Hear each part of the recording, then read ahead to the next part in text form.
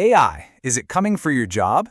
I mean, that's the big question, right? It's everywhere. There's so much noise, so much hype, and honestly, a lot of fear. So in this explainer, we're going to cut right through all of that. We're going to get real about what the future of work actually looks like. Okay, so you've probably seen numbers like this one thrown around, 85 million.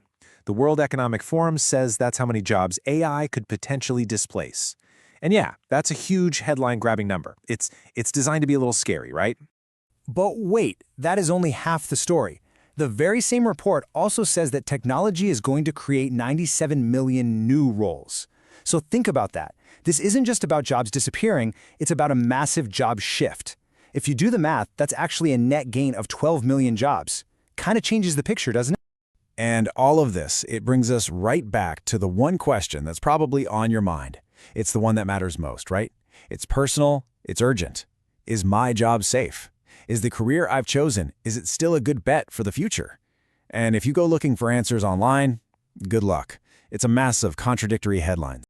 Yeah, the whole debate seems to swing wildly between two extremes. On one side, you've got the doomsayers, talking about the end of work as we know it, mass unemployment, the whole 9 yards. And on the other, you have the optimists talking about a new renaissance where AI frees us all to be artists and creators.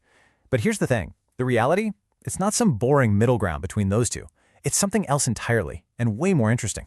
So to really get a handle on what's happening, we have to make a really important mental shift.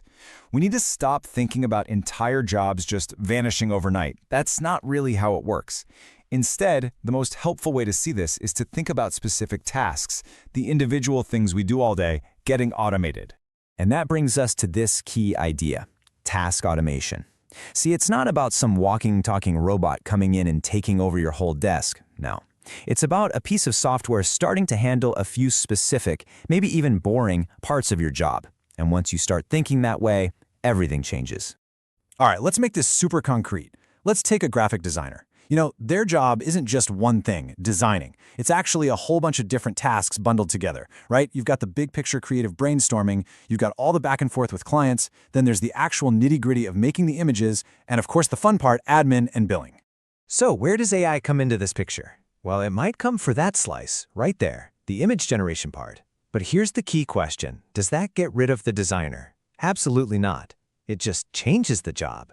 It becomes a tool that augments their skills, freeing up their time to focus more on the high-level creative strategy and talking with the client. You know, the stuff AI is nowhere near ready to do. So here's the real takeaway. The key is not replacement, it's reconfiguration. AI isn't an executioner, it's more like a reorganizer for our jobs. It changes how we work and where we focus our energy. The title on your business card might stay exactly the same, but what you actually do day to day, that's what's going to evolve. Okay, so this whole reconfiguration thing, it's creating a totally new job landscape. And if we want to understand where we're headed, it's actually really helpful to look back. Because trust me, we have been here before. Think about it. Technology has always reshaped how we work. Back in the 1920s, the assembly line completely changed what it meant to be a factory worker. Then in the 80s, the personal computer landed on every desk and revolutionized office work. And today, we're just entering the next phase, the era of the AI-enhanced professional. This isn't some crazy new event. It's the next logical step. And this is what those 97 million new jobs we talked about actually look like. These aren't some far-off sci-fi job titles. People are getting hired for these roles right now. I mean, AI prompt engineer, AI ethics officer, these jobs literally did not exist a few years ago. They were created specifically to work with, to guide, and to get the most out of these new AI systems.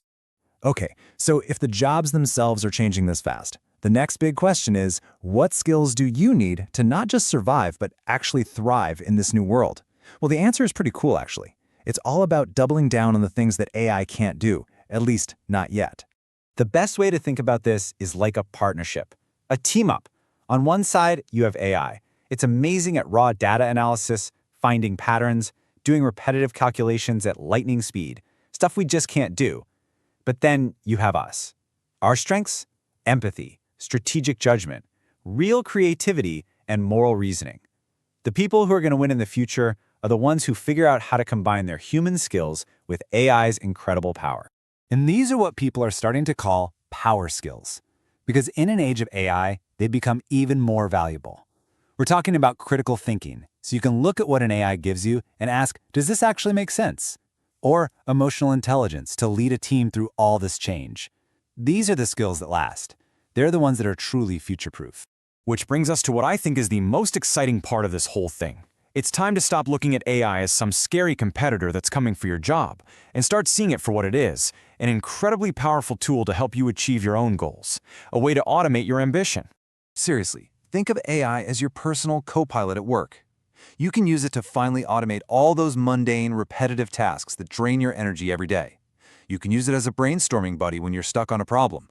You can use it to do research in minutes that used to take hours. The point is, it helps you get back your most valuable resource, your time, so you can focus your energy on the high-impact work that only you can do.